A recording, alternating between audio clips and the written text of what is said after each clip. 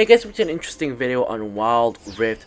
So we're back with an Ezreal commentary guide. And now I know we've done a lot of Ezreal commentary guides, but we've done a lot of commentary guides for a lot of ADCs like Lucian, Kai'Sa, Ezreal, Xayah, etc, etc. Basically, I'm an ADC main, so we're gonna have to be revisiting the ADCs that I've already covered multiple times, but of course we normally don't do that within the same 1 or 2 patches. Normally we do that every couple of patches or so, or unless I got some really good gameplay for them in for example 2 from the same patch, then we'll do that, but if not, we normally don't. So anyways, Ezreal, if you guys recall, a couple of patches ago did get a buff on his Q damage, which I thought was pretty needless, since I thought he was in a pretty good spot.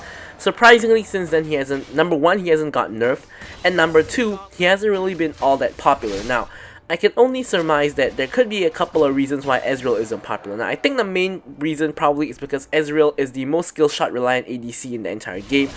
Because your Q, your W, and your ult are all technically skill shots that you have to aim. So if you can't aim your skill shots, you technically will do 0 damage aside from your auto attacks or your E.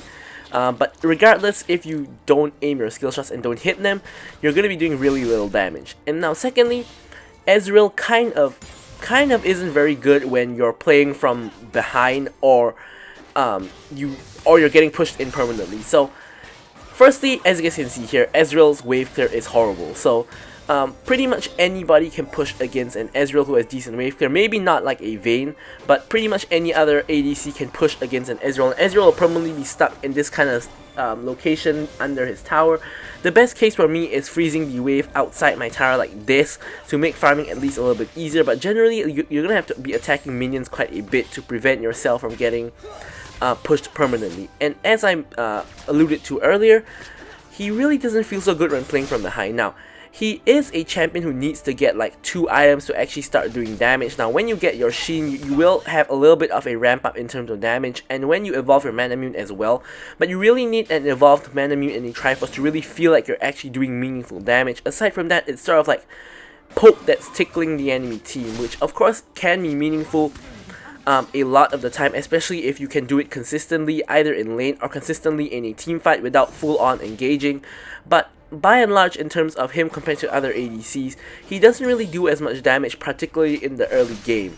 So if you get put behind in the early game, it sort of kind of feels really bad. It really feels he doesn't really do a lot of damage. Now, of course, you will get to a point in the game where you get 3 items and you scale up to actually do a lot of damage and you become a damage threat. But when you're behind, it really doesn't feel so good. Now, of course, this is the case for a lot of other ADCs as well, but really on Ezreal, I feel that it is exacerbated. For example, if I'm a Vayne or a Kai'Sa and I get put behind a lot in the early game, when I reach a certain point in the game, like in the mid game, and I hit my item breakpoints, I really feel that I'm strong, and I don't really feel that I've been put behind the whole game anymore. But on Ezreal, you kind of do, which is what I'm kind of trying to say here. So, but anyways, despite the fact that he's not as popular as I thought he was gonna be, or something like that, I still think that he's a very good ADC in a lot of scenarios, because you still do a lot of damage and you're still an ADC. Now here, I think I would have died if Thresh hit that flay, but he didn't for some reason, even though I was already hooked. But yeah, we take what we can get. So Ezreal still does a lot of damage. He is still, of course, very safe, one of the safest ADCs, of course comparable only to probably Xayah. But Ezreal has an instant blink out of the way, whereas Xayah, she has to ult, etc. So kind of, we always go into the same Ezreal versus Xayah comparison, so I'm not going to do it again. We cover it in every Ezreal or Xayah kind of video, so we're not going to really talk about that anymore. But yeah, pretty much comparable only to Xayah. But yeah, Ezreal is still really good of an ADC. If you don't get behind, you don't even have to be ahead, but if you're even, by the time you reach 2 items, you will feel like you're doing quite a bit of damage. So pretty much you just don't want to be put behind. You just want to farm in the laning phase. Don't necessarily want to fight in the laning phase. But here, they do manage to engage onto the Nami, so I can't really do too much except to kind of help them in the fight. Now here you guys can see there's a huge skirmish at the dragon area, so we're gonna head over to the area. I ult across the dragon pit to hit multiple members of the enemy team, and Thresh dies to the Shyvana. So now, pretty interesting here. Kind of the fight goes on each side gets like a pick, and sort of like the fight kind of just resets. So here I nearly killed the Caitlyn. As you can see, she lives with one sliver of HP. Now here Yasuo trying something cheeky, trying to just go in from the side as if we can see him, but he pays the price for it with his life. Vi actually flashes in to try to steal the dragon, but Shyvana actually does secure the dragon. I get the double kill onto the Vi, shifting over from the triple onto the Twisted Fate, and we're gonna chase down the Thresh. Zed, of course, tanking the tower, so we can do that. If Zed didn't tank the tower, I wouldn't have chased this kill, because as you can see, I die in 2 tower shots. So here I get the QUADRA. As you guys can see from the title, it's no spoiler that I'm gonna be getting 2 QUADRA kills, and as you guys can see, getting a QUADRA kill on Ezreal in like the first dragon fight is absolutely huge. Now I'm 4-0-1. I completed my mana mune already before this fight, and now I have my Sheen and my Phage. Now, something really small I want to get into is normally, generally as Ezreal, you start with a longsword. You get one on your first best case scenario, you get a Tear and a Sheen. If you can't do that, just get a Tear and like maybe a Sapphire Crystal or something like that, or boots or something like that. So basically that is your power spike in the laning phase. But since I had enough gold just from farming minions to buy my entire mana mune, I normally, if that happens, which is like 1 in every like 5 matches or so, I normally just go straight for the mana mune instead to stack it faster. Now here Thresh gets caught out of coming back from his roam, because obviously I'm very strong now with a QUADRA kill. I ult Caitlyn. Caitlyn lives on 1 HP again, so this Caitlyn has been really lucky this match, but she lives on 1 HP again. So here Thresh is dead, Caitlyn is dead, so what are we going to do? Obviously we're going to just push in the wave and get damage onto the tower. Now at the start of this, I didn't actually know whether we could pick up the entire tower. Now we actually do manage to do that, but I actually thought we could pick up like 2 plates maybe, but especially since Twisted Fate is ulting us. Or not ulting us, but he is ulting. So anyway, we get the entire tower. Thresh comes back into the lane. Nami tanks up a whole ton of minions, but Thresh can't really do anything against us 1v1. Now Caitlyn is back in action, so we're gonna just clear this wave and then we can just back off and, you know, back and, you know, spend all that gold we got from taking down that tower. And yeah, that was the first tower of the game as well, so that was a ton of gold. Now look at that. I actually aimed my ultimate onto the Yasuo exactly, but somehow you actually managed to flash out of the way. Now there's 2 possible explanations for that. Number 1, his reaction time is just insane, or number 2, they had some vision on the river on the way down from my ultimate, so he realized it was coming and he could flash it when it was about to arrive. Personally, I think the second option is more likely than the first one, because that reaction time is absolutely insane. So anyways, here we get a nice engage by Nami. I get kind of baited in to jumping in onto the Thresh, and here you see the kind of weakness of Ezreal, that after you use your Arcane Shift, you don't really have a lot of mobility anymore. And even though I had both my sums up, I get CC'd by the Vi's Q, and I pretty much just can't do anything from there. I get blown up in 1 second. So there I go. Malphite Q rolls all the way and follows Caitlyn into the base. So pretty funny one there. But yeah, so that is of course not ideal, but what is ideal is the fact that I've completed my Triforce. So here I have my Triforce and my Mana Mune. Of course my Mana Mune yet to be evolved into the Mirror Mana, but you know, we're getting there. So of course we're spamming the spells whenever we can, like when we're on the way to the lane, when we're in the base, you know, etc.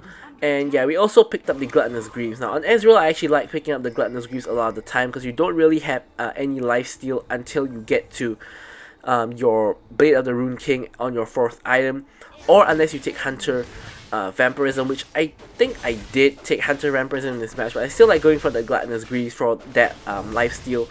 Now of course you can also go for the Steel Caps or the Merc Treads if you so choose, or if you prefer, which I do go for in some of the matches. Now here enemy team is doing the the Infernal Dragon, but not too much we can do here. They already taken it before we can arrive on the scene. Shyvana is taking a whole lot of damage, but she is tanking a lot of the damage. A lot of the enemy cooldowns are down, so I'm just going to be chasing, because I know that they pretty much used everything on Shyvana already and they didn't manage to get the kill. So here is my second QUADRA kill, chasing down the Thresh again to the tower for the QUADRA. So here I'm already very far ahead from the first QUADRA, and now I'm well and truly far ahead. So now, as you guys can see, my team is 7k gold ahead, and I'm at like 9k gold, so a lot of that 7k gold lead is on me. Like the Shyvana is also on 9k gold. The Shyvana is also playing really well.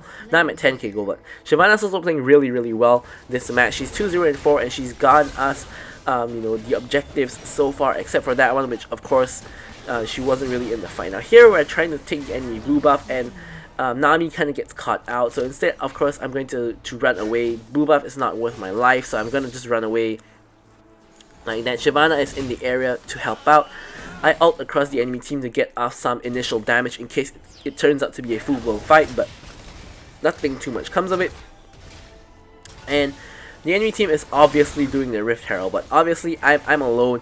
I can't just be jumping in there, you know, or anything. Shyvana has her ult charged up, so you know, she was maybe thinking about it, but the Rift Herald gets bursted down before we get the chance to even consider trying a steal. So here, anyways, the enemy team takes 2 objectives back to back. Of course, good for them.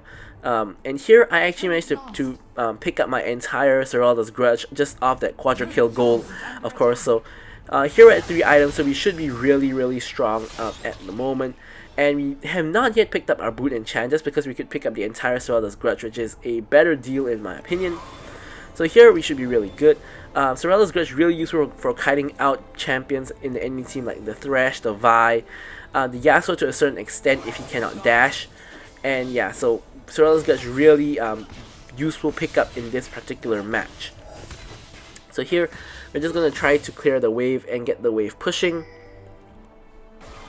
and nothing too much comes of it here. Twisted Fate actually ults, but we don't really care, because if Twisted Fate ults to me, he's just gonna die, because I'm so fed at the moment. I'm 10-1-1, so he's just gonna die to me instantly. Yeah, so here the enemy team gets a pick onto the Zed in the bot side jungle, which is their top side jungle, but our bot side jungle, their jungle, I have no idea what I'm talking about. Yeah, they get a pick over there, and we gotta have to back off because of that. So yeah, so now I'm gonna actually go for the red buff, because obviously I'm really fed. And although Shyvana is really fed as well, if the ADC is fed, generally the best person to give the red buff to is the ADC, because they have the most consistent DPS, so they can make the best use of the red buff. Now of course, if the jungler is something like a Graves, maybe there is an argument that it's going to be better on the Graves. But in this case it's against a Shyvana, who is sort of like a bruiser, a fighter. Definitely is going to be better on a Ezreal, who has more consistent DPS than the Shyvana.